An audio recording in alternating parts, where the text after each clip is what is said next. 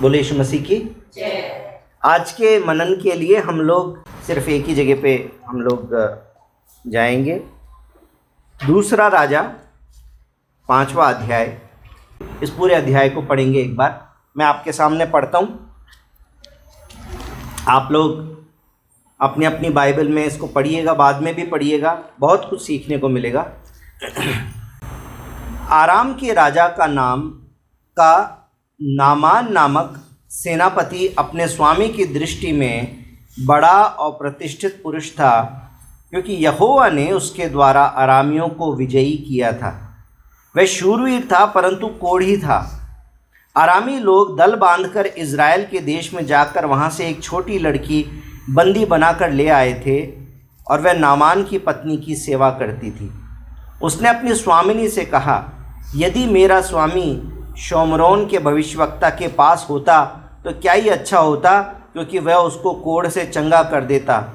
तो नामान ने अपने प्रभु के पास जाकर कह दिया, इज़राइली लड़की इस प्रकार कहती है आराम के राजा से। आराम के राजा ने कहा, तू जा, मैं इज़राइल के राजा के पास एक पत्र भेजूँगा। तब वह 10 किक्कार चांदी और 6000 टुकड़े सोना और 10 जोड़े कपड़े साथ लेकर रवाना हो गए, और वह इज़राइल के राजा के पास वो पत्र ले गया जिसमें लिखा था, जब ये पत्र तुझे मिले तब जानना कि मैंने नामान नामक अपने कर्मचारी को तेरे पास इसलिए भेजा है कि तू उसका कोढ़ दूर कर दे। ये पत्र पढ़ने पर इज़राइल के राजा ने अपने वस्त्र फाड़े और बोला, क्या मैं मारने वाला और जिलाने वाला परमेश्वर हूँ कि उस पुरुष ने मेरे पास किसी को इसलिए भेज दिया कि मैं उसका कोढ़ दूर करूँ? सोच विचार तो करो, वो मुझसे झगड़े का कारण ढूंढता होगा। यह सुनकर कि इज़राइल के राजा ने अपने वस्त्र फाड़े हैं, परमेश्वर के भक्त एलीशा ने राजा के पास कहला भेजा, तूने क्यों अपने वस्त्र फाड़े हैं? अब वह मेरे पास आए तब जान लेगा कि इज़राइल में एक भविष्यवक्ता है। तब नामान घोड़ों और रथों समेत एलीशा के द्वार पर आकर खड़ा हुआ। तब एलीशा ने एक दूत से उसके पास ये कहला भेजा, तू जाकर यरदन में 7 बार डुबकी मार, तब तेरा शरीर ज्यों का त्यों हो जाएगा, तू शुद्ध होगा। परंतु नामान क्रोधित हो ये कहता हुआ चला गया, मैंने तो सोचा था कि अवश्य वो मेरे पास बाहर आएगा और खड़ा होकर अपने परमेश्वर यहोवा से प्रार्थना करके कोढ़ के स्थान पर अपना हाथ फेर कर कोढ़ को दूर करेगा। क्या दमिश्क की अबाना और परपर नदियाँ इज़राइल के सब जलाशयों से उत्तम नहीं है? क्या मैं उसमें स्नान करके शुद्ध नहीं हो सकता हूँ? इसलिए वो क्रोध से भरा हुआ लौट कर चला गया। तब उसके सेवक पास आकर कहने लगे, हे हमारे पिता, यदि भविष्यवक्ता तुझे कोई बड़ा भारी काम करने की आज्ञा देता तो क्या उसे नहीं करता? फिर जब वो कहता है कि स्नान करके शुद्ध हो जा, तो कितना अधिक इसे मानना चाहिए। तब उसने परमेश्वर के भक्त के वचन के अनुसार यरदन को जाकर उसमें 7 बार डुबकी मारी, और उसका शरीर छोटे लड़के का सा हो गया और वह शुद्ध हो गया। जब वह अपने दलबल समेत परमेश्वर के भक्त के यहाँ लौट आया और उसके सम्मुख खड़ा होकर कहने लगा, सुन, अब मैंने जान लिया है कि समस्त पृथ्वी में इज़राइल को छोड़ और कहीं परमेश्वर नहीं है। इसलिए अब अपने दास की भेंट ग्रहण कर। एलीशा ने कहा, यहोवा जिसके सम्मुख में उपस्थित रहता हूँ, उसके जीवन की शपथ, मैं कुछ भेंट ना लूँगा। और जब उसने उसको बहुत विवश किया कि भेंट को ग्रहण करे, तब भी वो इनकार ही करता रहा। तब नामान ने कहा, अच्छा तो तेरे दास को 2 खच्चर मिट्टी मिले, क्योंकि आगे को तेरा दास यहोवा को छोड़ और किसी ईश्वर को होम बलि या मेल बलि ना चढ़ाएगा। एक बात यहोवा तेरे दास की क्षमा करे कि जब मेरा स्वामी रिमोन के भवन में दंडवत करने को जाए और मेरे हाथ का सहारा ले और यूँ मुझे भी रिमोन के भवन में दंडवत करनी पड़े, तब यहोवा तेरे दास का ये काम क्षमा करे कि मैं रिमोन के भवन में दंडवत करूँ। और उसने कहा, कुशल से विदा हो। वह उसके यहाँ से थोड़ी दूर चला गया था कि परमेश्वर के भक्त एलीशा का सेवक गहजी सोचने लगा, मेरे स्वामी ने तो उस अरामी नामान को ऐसे ही छोड़ दिया कि जो वो ले आया था उसने लिया नहीं, परंतु परमेश्वर यहोवा के जीवन की शपथ में उसके पीछे दौड़कर उससे कुछ न कुछ ले लूँगा। तब गहजी नामान के पीछे दौड़ा। नामान किसी को अपने पीछे दौड़ता हुआ देखकर उससे मिलने को रथ से उतर पड़ा और पूछा, सब कुशल क्षेम तो है? उसने कहा, हाँ सब कुशल है, परंतु तेरे स्वामी ने मुझे ये कहने को भेजा है कि एप्रेम के पहाड़ी देश से भविष्यवक्ताओं के चेलों में से 2 जवान मेरे यहाँ अभी आए हैं। इसलिए उनके लिए 1 किक्कार चांदी और 2 जोड़े वस्त्र दे। नामान ने कहा, खुशी से 2 किक्कार ले ले। तब उसने उससे बहुत विनती करके 2 किक्कार चांदी अलग थैलियों में बांधकर 2 जोड़े वस्त्र समेत अपने 2 सेवकों पर लाद दिया और वे उसके आगे आगे ले चले। जब वह टीले के पास पहुंचा तब उसने उन वस्तुओं को उनसे लेकर घर में रख दिया और उन मनुष्यों को विदा किया और वो चले गए। तब वह भीतर जाकर अपने स्वामी के सामने खड़ा हुआ। एलीशा ने उससे पूछा, हे गेहजी, तू कहाँ से आता है? उसने कहा, तेरा दास तो कहीं नहीं गया। उसने उससे कहा, जब ये पुरुष उधर मुंह फेर कर तुझसे मिलने को अपने रथ पर से उतरा तब से मुझे पूरा हाल मालूम है। क्या यह समय चांदी या वस्त्र या जैतून या दाख की बारियां, भेड़ बकरियां, गाय बैल और दास दासी लेने का है? इस कारण से नामान का कोढ़ तुझे और तेरे वंश को सदा लगा रहेगा।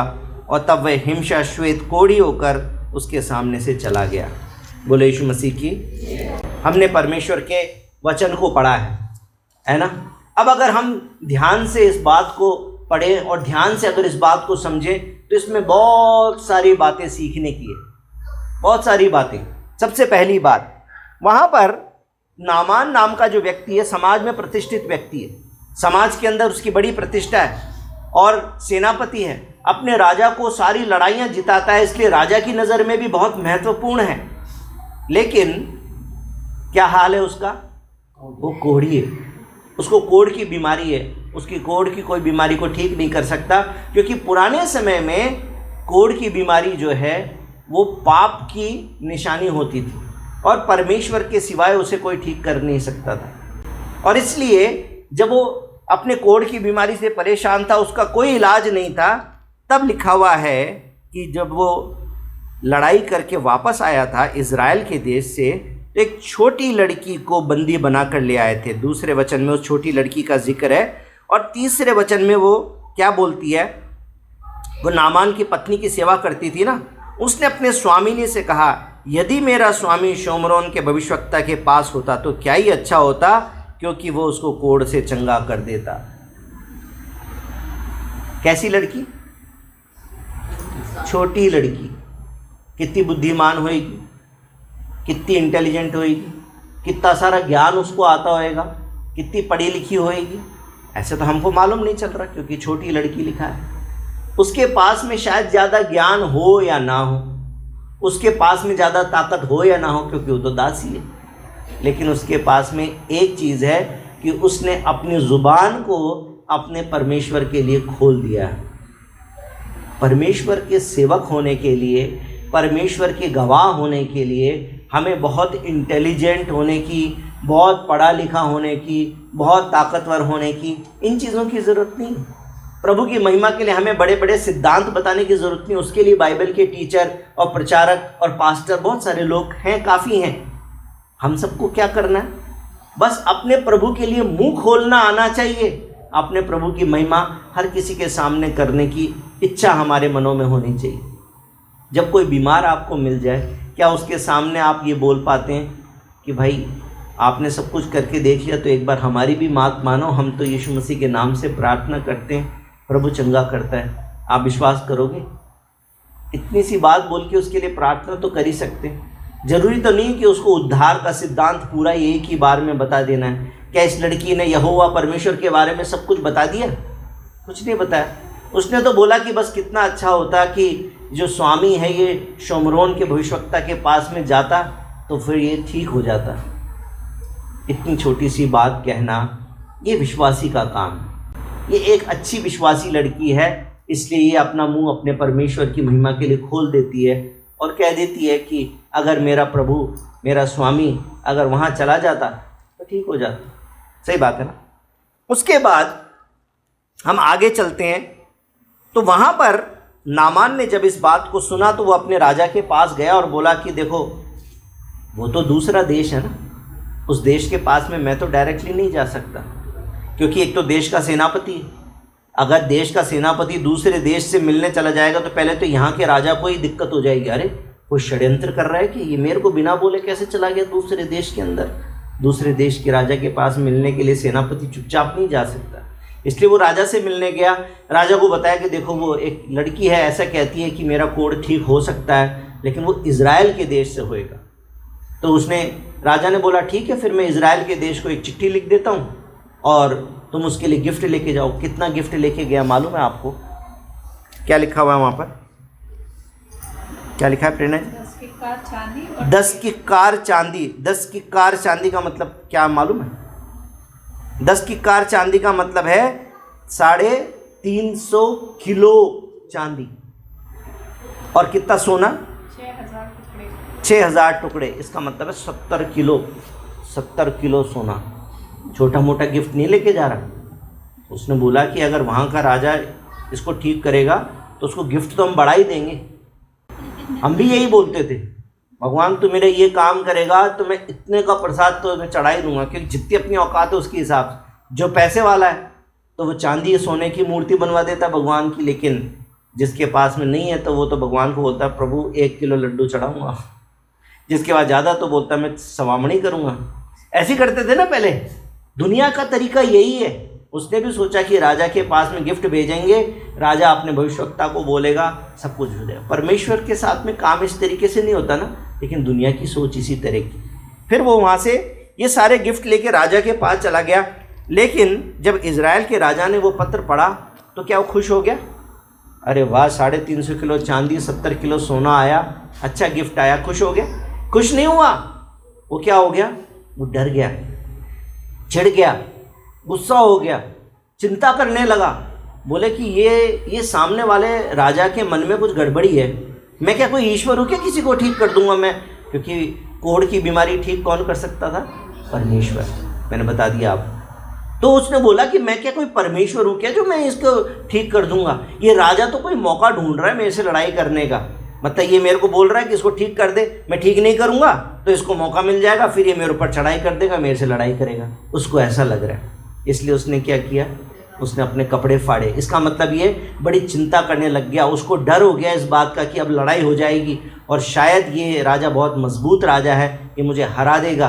सारी परिस्थितियाँ उसके सामने इस प्रकार की आ गई। कहने का मतलब ये मेरे भाई और बहनों कि जब कभी जीवन के अंदर बहुत कठिन परिस्थिति आती है, हम जो परमेश्वर के लोग हैं, कई बार हम भी बहुत सारी चिंताएं करने लग जाते हैं। हम सोचते हैं कि अब क्या होगा, अब तो कुछ भी नहीं हो सकता, अब तो मेरा नाश ही हो जाएगा। जैसे इज़राइल का राजा भी यही सोच रहा था ना कि अब ये तो मुझ पर अटैक करेगा तो अब मेरा नाश हो जाएगा। हम भी कई बार अपनी परिस्थितियों में ऐसे सोचने लगते हैं। हम परमेश्वर पर भरोसा नहीं रख पाते। लेकिन जो परमेश्वर का जन है वो कैसी बात करता है? बोलता है कि तूने कपड़े क्यों फाड़े? तूने क्यों कपड़े फाड़े? उसको मेरे पास भेज दे। तब वो जान लेगा कि इज़राइल के अंदर परमेश्वर का एक भविष्यवक्ता सच में रहता है। परमेश्वर के लोगों के अंदर यही कॉन्फिडेंस होना चाहिए जो एलीशा में है कि मेरी प्रार्थनाओं को परमेश्वर सुनेगा। क्यों नहीं सुनेगा? परमेश्वर अपने लोगों के लिए अलग से काम करता है, लेकिन हमको कॉन्फिडेंस होना चाहिए। एलीशा को कॉन्फिडेंस है, उसको मेरे पास भेज दे। तूने क्यों कपड़े फाड़े? उसको मेरे पास भेज दे। तो वो जान लेगा कि इज़राइल के अंदर परमेश्वर का भविष्यवक्ता है। उसके बाद क्या हुआ? उसके बाद वो सारे रथों समेत उसके पास में जाके खड़ा हो गया। 10वें वचन से आगे लिखा है, तब एलीशा ने एक दूत से उसके पास ही कहला भेजा, तू जाकर यरदन में 7 बार डुबकी मार, तब तेरा शरीर ज्यों का त्यों हो जाएगा। परंतु नामान को गुस्सा आ गया। नामान बोलता है ये कैसी बात है? पहली बात तो ये मेरे से मिलने नहीं आया, मैं दूसरे देश का सेनापति हूँ और मैं रॉयल गेस्ट हूँ। रॉयल गेस्ट है ना, तो भाई राजा के पत्र लेकर इस राजा के पास में आया है, और अब ये राजा के कहने पर जब यहाँ पर आया है तो रॉयल गेस्ट हुआ ना। तो रॉयल गेस्ट से मिलने के लिए तो घर के मालिक को खुद जाना चाहिए ना। दूत को भेज दिया, अपने नौकर को भेज दिया, जाओ उसको जाके बोलो कि 7 बार यरदन नदी में डुबकी मार के आए। तो उसको गुस्सा आ गई। ये तो पहली बात तो इसने मेरी बेइज्जती कर दी, मेरे से मिलने भी नहीं आया। और दूसरी बात, हमारे देश में नदियाँ कम हैं, हमारे देश में तो इससे अच्छी अच्छी नदी, फिर इनकी यरदन नदी में डुबकी मारने से क्या होएगा? तो वो गुस्सा होकर वापस जाने लग गया। जब वो अपने, मैं सोचता हूँ कि जहाँ पर उन्होंने अपना तंबू लगाया होगा, जहाँ पे वो वापस जाने की तैयारी कर रहे होंगे, तब उनके सेवकों ने कहा, भाई राजा, अगर वो तेरे को बड़ा काम करने को बोलता कोई, तो फिर तो क्या करता? फिर तो उस काम को करता कि नहीं करता? लेकिन इसके मन में क्या था कि नामान के मन में क्या था कि एलीशा खुद आता और आके और मेरे शरीर पे हाथ रख के प्रार्थना करता। आप लोग भी ऐसे चाहते ना, कभी कभी ऐसे चाहते ना, आप लोग भी चाहते हैं अब हमारे पर हाथ रख के प्रार्थना होना चाहिए, हमारे पास में आके हमारे लिए स्पेशली प्रार्थना करे तब बात बनेगी, वरना ऐसे कैसे बात बन जाएगी। हम लोगों को परमेश्वर पे कॉन्फिडेंस नहीं है, हमको इंसान पे कॉन्फिडेंस है, और इसलिए हम भी कई बार ऐसे सोचते हैं ना, छोटी प्रार्थना कर देना ब्रिजेश भाई, तो आप सोचते हैं अरे यार ये इतनी सी क्या प्रार्थना करती, मेरी परिस्थिति इतनी ख़राब चल रही है, इतने बस एक लाइन की प्रार्थना कर दी, इतनी हम तो सोच के आए थे हमारे लिए खूब अच्छे से प्रार्थना करेंगे, अलग से सर पे हाथ रख के प्रार्थना करेंगे, ये करेंगे वो करेंगे, इन्होंने इतना सा कर दिया। ऐसा होता है ना कभी मन में। ये किसकी सोच है? ये इंसान की सोच है, ये संसारिक सोच है। जैसे नामान की सोच ऐसी है, सोचता भविष्यवक्ता आएगा, मुझ पे हाथ रखेगा, कोई बड़ा काम मेरे को बताएगा तो फिर मेरे को सही लगे। ये क्या 7 बार डुबकी मार दूँ हैं, दूर जाने को बोलेंगे तो अच्छा लगेगा, अरे क्या पास में यहीं पे प्रार्थना कर ली क्या होगा। ये संसार की सोच है मेरे भाई और बहनों। लेकिन बाइबल की सोच कैसी होनी चाहिए? जब सेवकों ने उसको समझाया कि देख अगर वो तेरे को बड़ा काम करने के लिए बोल देता कोई, तब तो तुझे लगता हाँ भविष्यवक्ता बड़ा है, अब तो कुछ होएगा, लेकिन अब इसने छोटा काम बोल दिया तो क्यों नहीं करता? करना चाहिए ना। और मुझे इसमें सबसे अच्छी बात क्या लगी मालूम है? नामान जो कि एक रॉयल सेनापति है, सेनाओं को जीत दिलाने वाला, राजा को जीत दिलाने वाला, उसने अपने सेवकों की बात सुन ली। एक अच्छा व्यक्ति वही है जो किसी छोटे व्यक्ति से एक अच्छा सुझाव मिले तो उसको बड़ी नम्रता के साथ में ग्रहण कर ले। सही है ना? कई बार हम सोचते हैं नहीं पास्टर साहब बोलेंगे तब तो सुन लेंगे, तब तो सारी एडवाइस मान लें, लेकिन बीवी ने बोल दिया तो एडवाइस नहीं मानी। ऐसे ही बच्चे ने बोल दिया तो, भतीजे ने बोल दिया तो, भतीजी ने बोल दिया तो, लड़की ने बोल दिया तो, फिर हम सोचते हैं दासी की बात सुन। हाँ। यहाँ पर तो स्वामी पहले तो दासी की बात सुन के यहाँ तक चला आया, और यहाँ पर भी अपने नौकरों की, अपने जो चाकर उसके साथ में आए थे उनकी बात उसने मान ली। उसकी नम्रता भी है, मेरे को नामान के अंदर एक नम्रता नज़र आती है। उनकी बात को उसने मान लिया, और उसके बाद में देखिए 14 वचन के अंदर जब उन्होंने 13 वचन में कहा था कि हे हमारे पिता, यदि भविष्यवक्ता तुझे कोई भारी काम करने की आज्ञा देता तो क्या उसे तू नहीं करता? फिर जब वो कहता है कि स्नान करके शुद्ध हो जा तो कितना अधिक इसे मानना चाहिए। तब उसने परमेश्वर के भक्त के वचन के अनुसार यर्दन को जाकर उसमें 7 बार डुबकी मारी और उसका शरीर छोटे लड़के का सा हो गया। उसने वो काम किया। यहाँ पर उसकी नम्रता नज़र आती है। एक अच्छा विश्वासी वही है जिसके अंदर नम्रता हो, क्योंकि ये विश्वासी हो गया। मैं बताऊँ आपको, अब ये विश्वासी हो गया, इसके आगे देखो इसका जीवन में वैसे ही परिवर्तन आ गया जैसे आपके और मेरे जीवन में परिवर्तन आ गया। इसके आगे की बातें कैसी है? इसके अगले वचन में लिखा है, तब वह अपने सब दल बल समेत परमेश्वर के भक्त के यहाँ लौट आया। पहले तो गुस्सा होकर चला गया था ना, लेकिन अब क्या हो गया? अब अकड़ नहीं है उसके अंदर। अरे वो मेरे से कौन सा मिलने आया था, ठीक है अब मैं ठीक हो गया, अब मैं काहे को जाऊँ उसके पास, ठीक है अब अपने घर चलो वापस। ऐसे भी कर सकता था, लेकिन वो वापस से परमेश्वर के भक्त के पास गया। परमेश्वर के भक्त के पास जाकर क्या बोल रहा है? कहने लगा, सुन, अब मैंने जान लिया है कि समस्त पृथ्वी में इज़राइल को छोड़ और कोई परमेश्वर नहीं है, इसलिए अब अपने दास की भेंट ग्रहण कर। क्या बोला उसने? इज़राइल के परमेश्वर को छोड़कर कोई और परमेश्वर। रोमियो 10 और उसके 9 और 10 में हमने सीखा था ना, क्या? मन से विश्वास किया जाता है और मुंह से अंगीकार किया जाता है। यहाँ पर नामान हालांकि परमेश्वर का जन तो नहीं है, ये कोई इजरायली तो नहीं है, ये परमेश्वर के वचनों को जानने वाला व्यक्ति तो नहीं है। जैसे आप और मैं भी दूसरे सोच से, दूसरे पंथों से, दूसरे धर्मों से ताल्लुक़ रखते हैं, उसी प्रकार से ये भी एक संसार की दूसरी सोच का व्यक्ति था। परंतु अब क्या कहता है? अब मैं इस बात को मान गया हूँ कि इज़राइल के परमेश्वर यहोवा परमेश्वर को छोड़कर और कोई परमेश्वर नहीं है। जैसे आपने और मैंने कह दिया कि यीशु मसीह को छोड़कर और कोई परमेश्वर नहीं है ना। परमेश्वर का विश्वासी हो गया ना, ये परमेश्वर के विश्वासी का चिन्ह। अब उसके बाद में वो क्या बोलता है? अब वो इतना खुश है इसलिए वो कहता है कि एलीशा को बोलता है कि मैं चाहता हूँ कि ये जो मैं भेंट लेके आऊँ ये मैं आपको दे दूँ, भेंट दे दूँ आप। परंतु परमेश्वर की भविष्यवक्ता को परमेश्वर की तरफ से इस प्रकार की कोई चिन्ह नहीं है, कोई आज्ञा नहीं है कि उसको परमेश्वर से पैसे लेने, इस व्यक्ति से पैसे लेने। और परमेश्वर का कोई भी जन परमेश्वर का काम करने के लिए उसकी फीस नहीं लेता। हालांकि आजकल संसार में ऐसा बहुत जगह पे हो रहा है जहाँ पर फीस जमा हो रही है।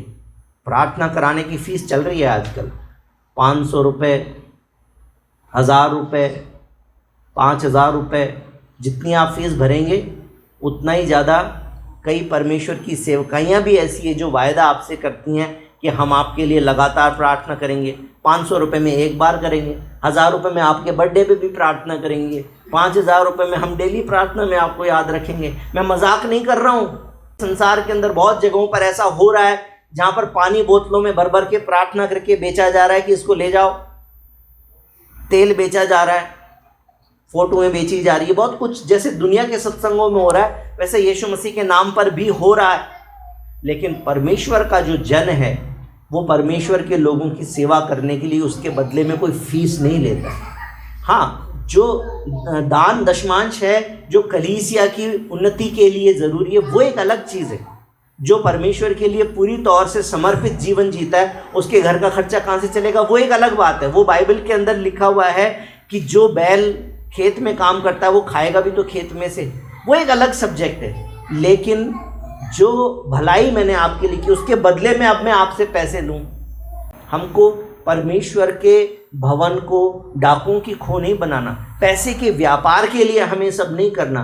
हम यदि सेवा करें परमेश्वर की तो सेवा करें, सेवा के बदले में कोई पैसे नहीं होते। सही है ना। यहाँ पर परमेश्वर का एक अच्छा दास है जिसने कह दिया कि मैं परमेश्वर का दास हूँ, मैं तुझसे कुछ नहीं ले सकता। और वो पीछे पड़ा रहा कि नहीं तुझे लेना पड़ेगा। उसने बोला ना, मैं लूँगा ही नहीं। और उसके बाद में जब 17 वचन में तब नामान ने कहा, अच्छा तो एक काम कर, तेरे दास को 2 खच्चर मिट्टी मिले, क्योंकि आगे को तेरा दास यहोवा को छोड़ और किसी ईश्वर को होम बलि या मेल बलि नहीं चढ़ाएगा। उसके विश्वास का परिवर्तन हो गया है, उसके हृदय का परिवर्तन हो गया है। अब वो संसार के तरीके से जैसे देवी देवताओं को बलि चढ़ाया करता था अब नहीं चढ़ाना चाहता। ये पुराने नियम की बात है ना, ये पुराने नियम की बात है। इसलिए वो वहाँ से मिट्टी मांग रहा है ताकि परमेश्वर के लिए एक वेदी बनाएगा और परमेश्वर के लिए भेंट चढ़ाएगा। आप और मैं जो नए नियम के विश्वासी हैं, हमको तो कोई वेदी और कोई भेंट बनाने की ज़रूरत नहीं है, हमें कोई बलि चढ़ाने की ज़रूरत नहीं है। लेकिन यहाँ से ये बात ज़रूरी है कि यहोवा को छोड़, यानी यीशु को छोड़, अपने प्रभु को छोड़ और किसी की प्रार्थना सेवा हम नहीं है। ये बात सही है। लेकिन इसके अंदर 2 पहलू। एक तरफ कट्टरता, बिल्कुल अब हम यीशु के लोग हैं, अब हम नहीं करेंगे, गर्दन कट जाए भले हैं। लेकिन बहुत सारी बहनों को उनके पति अभी विश्वासी नहीं है, उनके परिवार अभी विश्वासी नहीं है, बोलते तुमको ये करना पड़ेगा और बहुत सारी बातें बोलते हैं। घर में सत्संग रख देंगे, करना पड़ेगा। अब सवाल आता है बहन जी के मन में, हम क्या करें ऐसे में। यही सवाल एलीशा के सामने नामान के मन में भी था। अब देखिए अगला वचन, यहाँ से आप परमेश्वर के मन को जान सकते हैं कि वो हृदयों को जानने वाला, जांचने वाला परमेश्वर है। कह रहा है, नामान बोल रहा है, एक बात यहोवा तेरे दास की क्षमा करे कि जब मेरा स्वामी यानी कि राजा रिमोन यानी कि एक देवता के भवन में, मंदिर में दंडवत करने को जाए और वो मेरे हाथ का सहारा ले और ये मुझे भी रिमोन के भवन में दंडवत करनी पड़े, तब यहोवा तेरे दास का ये काम क्षमा करे कि मैं रिमोन के भवन में दंडवत करूं। उसकी अपनी इच्छा नहीं है, वो खुद से रिमोन को अब देवता नहीं मानता है। अब वो कहता है कि इज़राइल के परमेश्वर को छोड़ के, यहोवा को छोड़ के और कोई परमेश्वर नहीं है।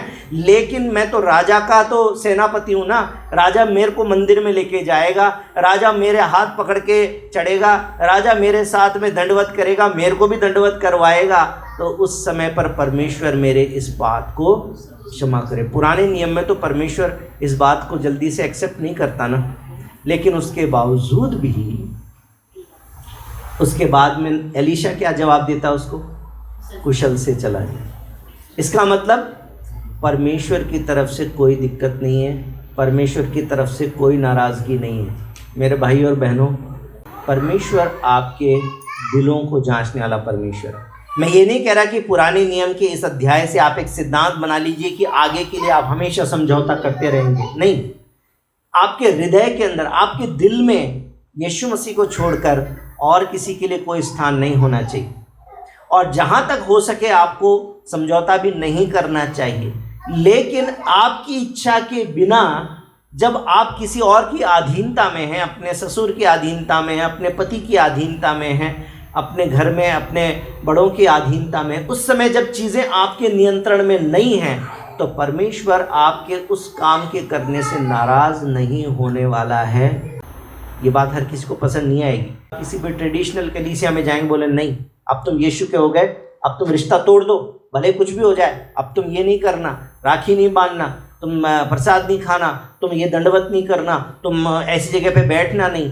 लेकिन मैं आपसे ये नहीं कह सकता। क्यों नहीं कह सकता?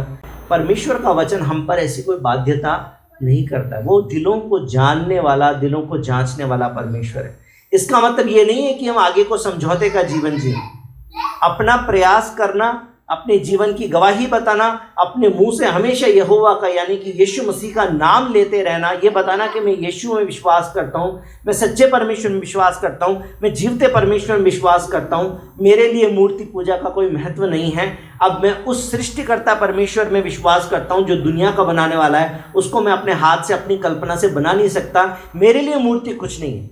ये बात आपको प्रकट रूप से बता देनी चाहिए। लेकिन उसके बावजूद भी, क्योंकि आप अपने परिवार को तोड़ना नहीं चाहते, आप अपने बुजुर्गों का अनादर नहीं करना चाहते, इसलिए जब तक उनके हृदय का परिवर्तन ना हो तब तक उनकी इच्छा के कारण यदि आपको वो करना पड़े तो परमेश्वर आपको दंडित नहीं करेगा।